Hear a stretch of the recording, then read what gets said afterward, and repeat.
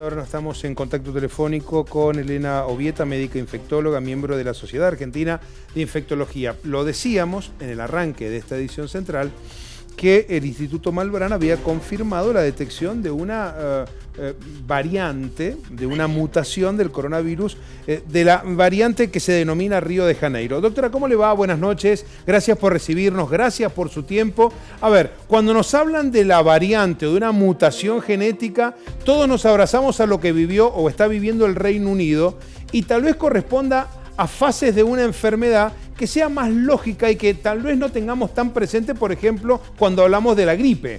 Cuéntenos, por favor, requerimos de su colaboración. Hola Fernando, buenas noches y un agradecimiento por convocarme desde una provincia que amo, porque tengo dos hermanas de la vida que son colegas, que son la doctora Betina Ángel y la doctora Gabriela Bentancuraggi. A ver, es interesante desde el lugar que lo planteas. Todos los virus tienden a mutar espontáneamente, más fácilmente, menos fácilmente, según qué virus sea, tiene la capacidad de mutar. ¿Qué significa esto de mutar? Así como las mujeres nos teñimos el pelo, lo podemos tener corto o largo, ¿sí? Los varones adelgazan, se ponen más jóvenes. Bueno, lo mismo hacen los virus, cambian un poquito, porque esto les favorece la sobrevivencia. Esto implica cambio alguna característica mía, en este caso del virus. Una mutación es como si fuera un cambio en el número del documento, ¿sí?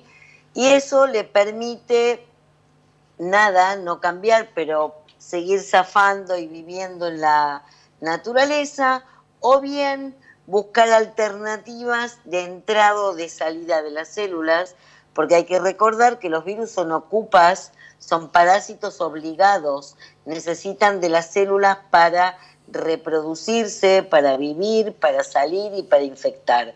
Si yo tengo un pedazo de virus en un pedazo de madera en una mesada, ese virus no hace nada, no puede mutar, necesita de nosotros que circulemos, que nos contactemos, que no usemos barbijo, correcto, etcétera, y entonces se siga transmitiendo, y para seguirse transmitiendo, en ese seguir transmitiéndose, cambia un número del DNI.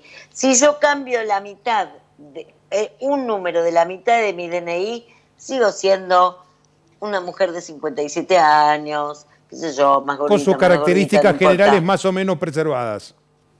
Ahora, si se cambia mayormente alguna parte del DNI del virus, como por ejemplo, si en vez de empezar con 16, el mío empieza con 40, y pues seré mucho más joven, ¿se entiende? Sí. Y entonces, esta capacidad de mutación de los virus es lo que hace que puedan o no, en este caso algunas lo tienen, tengan capacidad diferente para infectar, es decir, ser más contagiosos, o bien enfermar más gravemente, que no parecería ser el caso de esta variante. Doctora, inglesa, le hago una pregunta. Esto ya se descubrió, se detectó, los científicos argentinos han detectado al menos en un caso esta variante que ya había sido detectada en Río de Janeiro, nos imaginamos, en un laboratorio de ese país,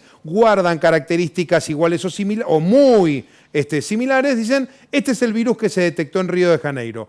Estamos en condiciones, por eso que apelamos mucho a ustedes, que son los que entienden, de ponernos nerviosos, de decir, ¿y ahora qué haremos? ¿Y las vacunas podrán cubrir esta mutación que, como usted decía, pueden ser pequeños cambios que el virus busca a los efectos de sobrevivir, porque ese es el sentido de la mutación en función de lo que hemos entendido?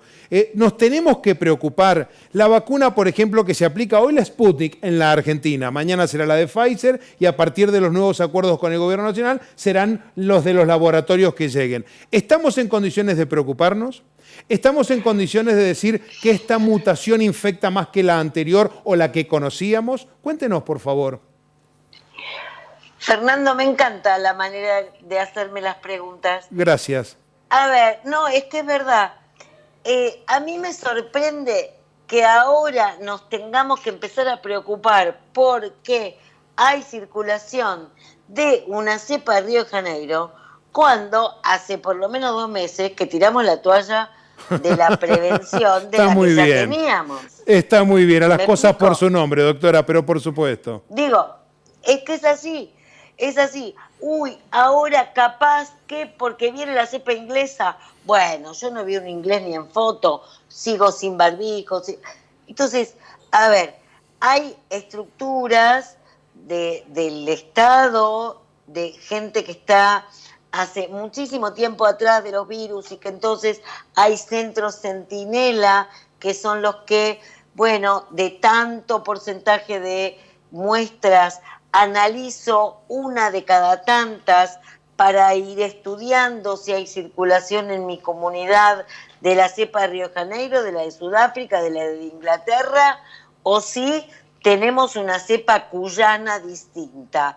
Pues bien, entonces, digo, nos vamos a preocupar por la letra chica del contrato, que sería estas nuevas mutaciones que no sabemos en qué porcentaje están circulando. Es cierto, se identificaron y hay.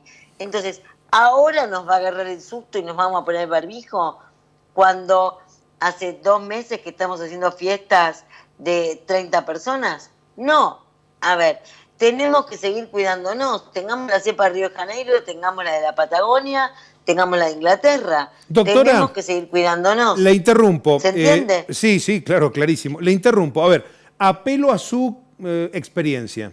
Usted sabe que aquí nos preguntamos de nuestro espacio de noticias por qué hay provincias que tienen un matiz diferente en los últimos 10 o 15 días respecto de los casos confirmados en este pico o este crecimiento de positivos que experimenta el territorio argentino.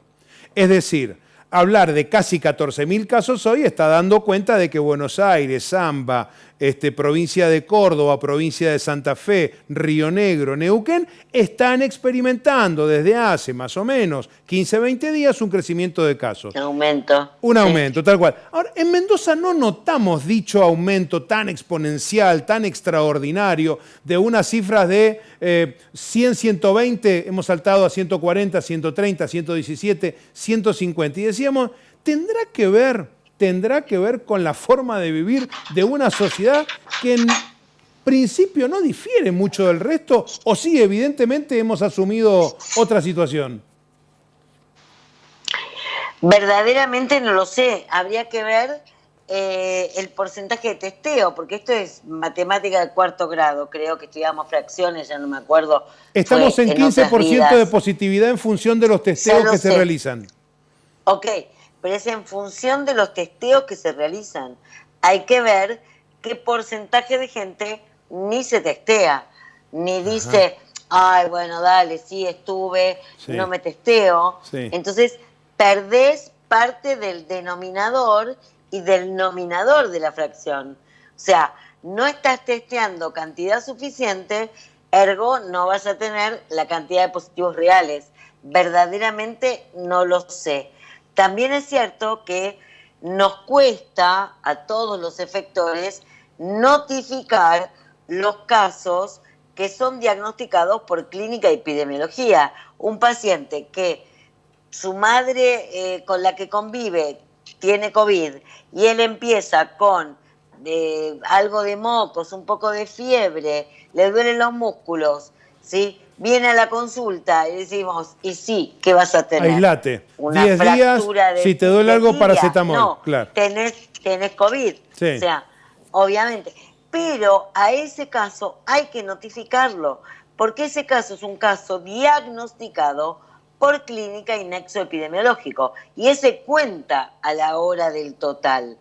¿Se entiende lo que digo? Clarísimo. Entonces, quizás ese 15% que están teniendo ustedes de positividad, nosotros en el hospital, se me salió el micrófono, nosotros en el hospital estamos teniendo un 20, un 25. Habíamos llegado a menos de 10 de nuevo. ¿Eso es en Capital o Buenos Aires, doctora? Yo trabajo en el municipio de San Isidro. Ajá, bien. Entonces, estábamos teniendo un 20, un 25% otra vez. Llegamos a tener un 40, un 60 en julio, agosto, septiembre. Pero lo que digo es que si no tomamos conciencia de que esto no se fue a pesar del verano, a pesar de la luz al final del túnel de la vacuna, sigue estando y tenemos que seguir cuidándonos. La mayoría de los casos ocurren en gente que tiene entre 20 y 40 años. Entonces, 20 y 30 diría, sí, para achicar el espectro. La mayoría de los casos ocurren ahí y no viven en una isla. No están en la punta de la Concagua. Nosotros vivimos, ¿sí?, con ellos, claro que convivimos sí. Con ellos y conviven y van a ver a la abuela y le hacen la compra. Hola abuela, ¿cómo estás? Y esa abuela es la que se puede morir porque todavía no se pudo vacunar.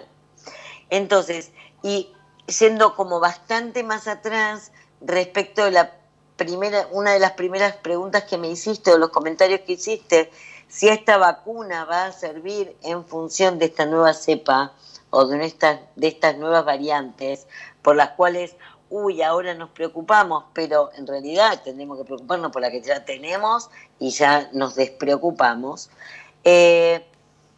Las vacunas que existen al momento actual y que esperemos que tengamos varias, muchas y cantidad suficiente para toda la población en la Argentina, parecerían servir porque esa mutación, ese cambio en el DNI, no es tan importante y además la inmunidad parecería cubrir estas nuevas variantes. En el hipotético caso que el 90% de las variantes circulantes, como ha pasado en épocas de gripe con distinta circulación de distintos virus, ¿sí?, las plataformas que existen hoy día de fabricación de estas vacunas permiten fácilmente cambiarle el DNI a lo que yo te estoy inoculando para que vos puedas fabricar la respuesta inmunológica. Está muy claro, doctora. Le agradecemos mucho, que arranque bien el año. Gracias por su tiempo. Y bueno, ha sido un placer poder hablar con ustedes. Muchas gracias por sus conocimientos.